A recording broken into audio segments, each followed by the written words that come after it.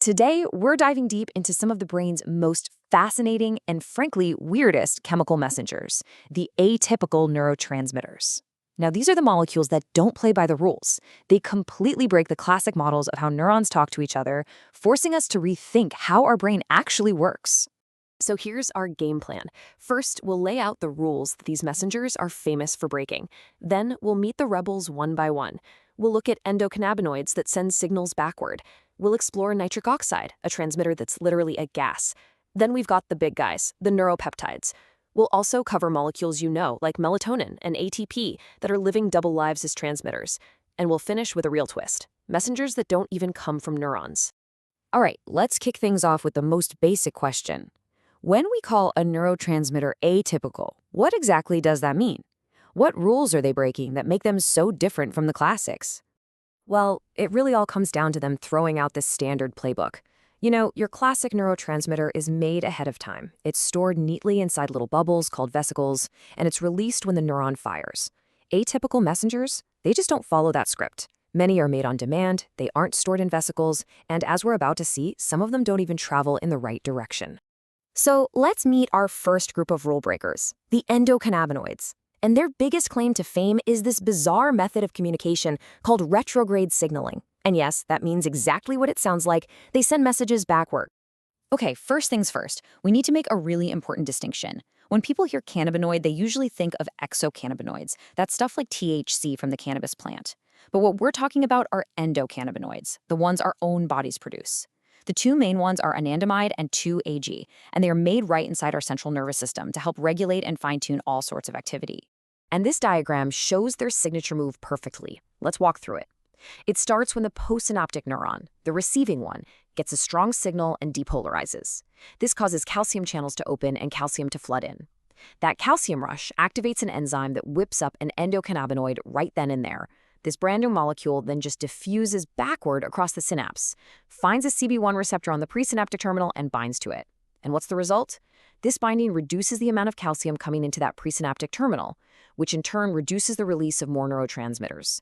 It's basically the receiving neuron yelling back to the sender, hey, got it, you can quiet down for a second. Now let's get to know our two main endocannabinoids a little better. You have anandamide, which is kind of a jack of all trades. It hits CB1, CB2, and even TRPV1 receptors. But its effect at the CB2 receptor is pretty weak. So weak, in fact, that it can sometimes act as an antagonist, blocking the receptor instead of activating it. On the other hand, you have 2-AG. This one is a powerful agonist for both CB1 and CB2 receptors. It's really considered the true key that fits perfectly into the CB2 lock. So, after this backward message is sent, how does the brain turn it off? It's a two-step cleanup process. First, both molecules are pulled back into a cell through a process called facilitated transport. Then, they get taken apart by specific enzymes. For anandamide, the enzyme is called FAH, or fatty acid amide hydrolase, and it breaks it down into arachidonic acid and ethanolamine. For 2-AG, the enzyme is called MAGL, or monoacylglycerol lipase, and it splits it into arachidonic acid and glycerol.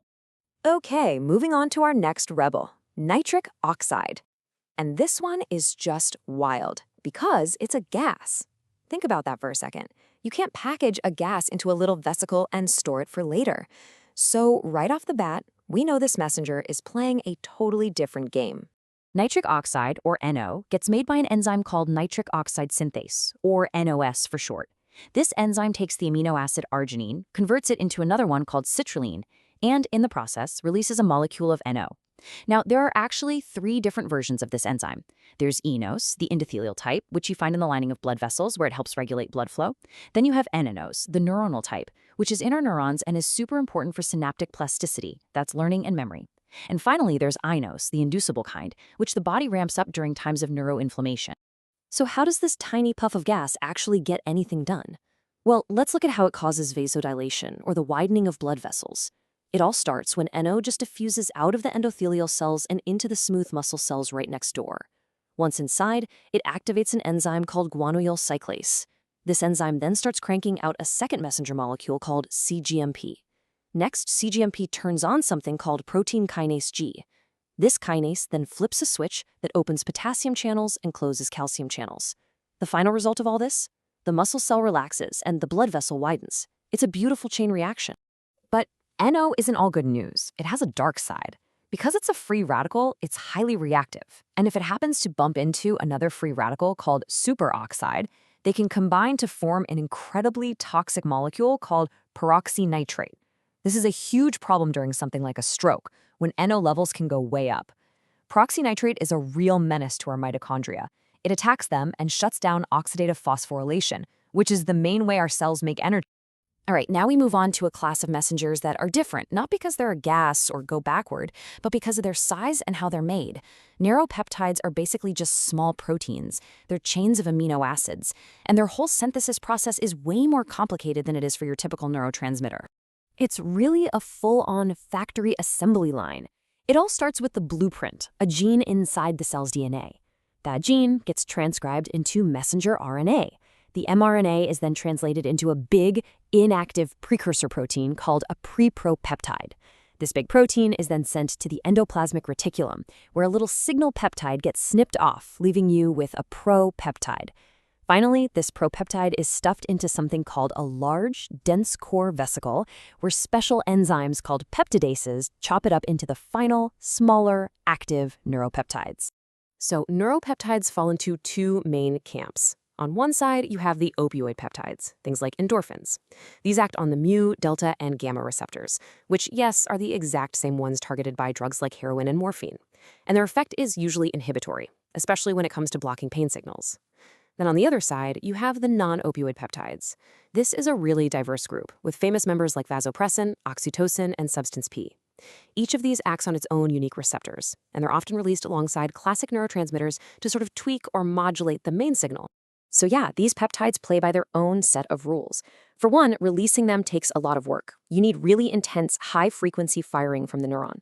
Second, their action can be widespread. They can be released from multiple spots along an axon, kind of like a sprinkler system, affecting lots of neurons in an area. We call that volume neurotransmission. And finally, cleanup is different. They're way too big to be sucked back up and recycled, so they just get broken down by enzymes right there in the synapse.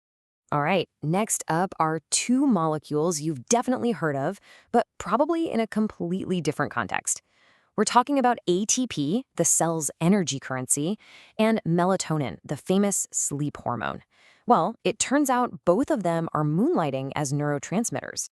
Let's follow ATP's journey here. First, it gets loaded into vesicles by a special transporter called VNet. Then, when the neuron fires, it's released and activates what are called P2 receptors. But the story doesn't stop there. Enzymes in the synapse quickly break the ATP down into adenosine. And this adenosine then activates a whole different set of receptors, the P1 family. It's like a 2-for-1 deal. Finally, to shut the whole system down, the adenosine is cleared away by transporters called ENTs and CNTs. And the receptors for these signals come in three main families. First, you have the P1 family. Their main ligand is adenosine, and they are G protein-coupled receptors. Then you have the P2 family, which responds to ATP. But this family is split into two types. P2X receptors are super fast ligand-gated ion channels. P2Y receptors are slower G protein-coupled receptors, and they can respond not just to ATP, but also to related molecules like ADP and UTP. And what about melatonin? Well, you might be surprised to learn that it starts its life as another very famous neurotransmitter, serotonin. Right here in the pineal gland, serotonin undergoes a two-step conversion. First, an enzyme called ANANT turns it into N-acyl serotonin. Then, a second enzyme, HIOMT, does the final step, converting it into melatonin. Now, melatonin is best known for regulating our sleep-wake cycle. Its production skyrockets in the dark and is shut down by light. It works its magic by acting on two main receptors, MT1 and MT2, which are packed into the suprachiasmatic nucleus, or SCN. That's our body's master clock in the hypothalamus. When melatonin binds to MT1, it tends to quiet down neurons. When it binds to MT2, it can actually shift the timing of our internal clock. But that's not all. Melatonin is also a really powerful antioxidant and plays a role in our immune system.